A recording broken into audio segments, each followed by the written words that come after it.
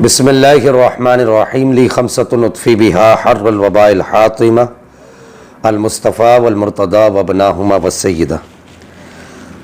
صداقت فریدی صاحب سے ہم نے جو سوالات کیے تھے، ان کی جو کتاب سنی کتب حدیث کے شیعہ رافضی راوی، ان سوالات میں جو سر دست جو اہم سوالات تھے، وہ سوال یہ تھے کہ جو سنی صحاح ستہ میں شیعہ راویوں کا جو تناسب ہے وہ 1.26% ہے، مگر روایات کا تناسب صداقت فریدی صاحب نے 18.9% کس طریقے سے بنایا؟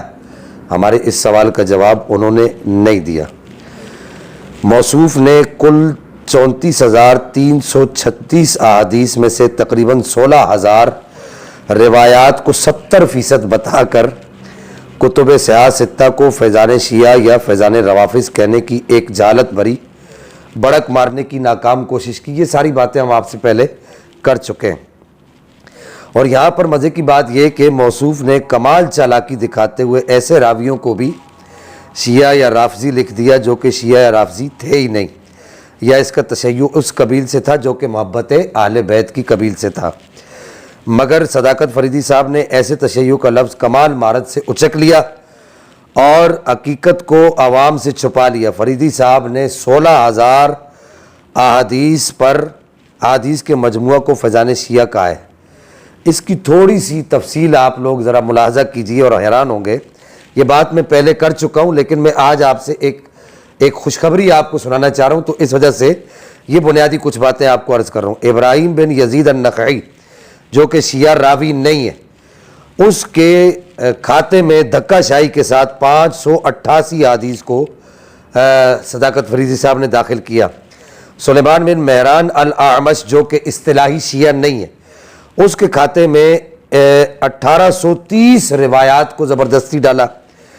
شعبہ بن الحجاج جو کہ شیعہ راوی نہیں، اس کی 2,864 روایتوں کو زبردستی شیعہ راویوں میں ڈالا۔ علقمہ بن قیس الکوفی، اس کی 191 روایات۔ محمد بن حازم التمیمی جو کہ اصطلاحی شیعہ نہیں، اس کی 750 احادیث کو۔ وکیع بن الجراح الکوفی، اس کی 783، اور یحییٰ بن سعید القطان، ان کی 981 احادیث کو جو ہے زبردستی دھکا شاہی سے فیضان شیعہ کے اندر اور فیضان روافظ کے اندر ڈالا۔ بہرحال یہ تو ہمارے وہ سوال تھے جو فریدی صاحب سے ہم نے کیے تھے، ان کے جواب ابھی تک نہیں آئے، اور انشاءاللہ قیامت تک نہ فریدی دے سکتے ہیں اور نہ فریدی صاحب کے ہم چربہ اور ہم نوالا اس کے جواب دے سکتے ہیں۔ لیکن آپ تمامی احباب کے لیے، علماء کے لیے بالخصوص اور طلباء کے لیے جو تحقیق کا شوق رکھتے ہیں، بہت بڑی خوشخبری ہے۔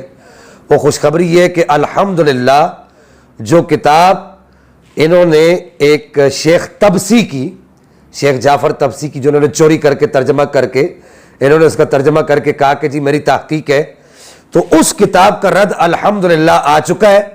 میں پہلے بھی اس کا اعلان کر چکا ہوں کہ سنی کتب حدیث کے شیعہ رافضی راوی، اس کتاب کی حقیقت کیا ہے۔ یہ کتاب کا ٹائٹل پیج آپ کے سامنے چل رہا ہے، یہ اسکرین پر آپ دیکھ رہے ہیں، یہ آ چکا ہے۔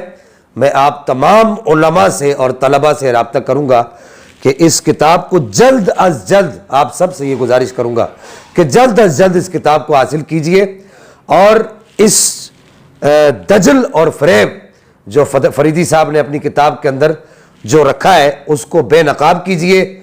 اللہ جل مجدہ الکریم کتاب کے لکھنے والے کو مولانا عاطف سلیم نقشبندی صاحب ہیں، ان کے ہمنوا ہیں، دیگر احباب ہیں، ان سب کو اللہ جل مجدہ الکریم جزائے خیر عطا فرمائے۔ وآخر دعوانا ان الحمدللہ۔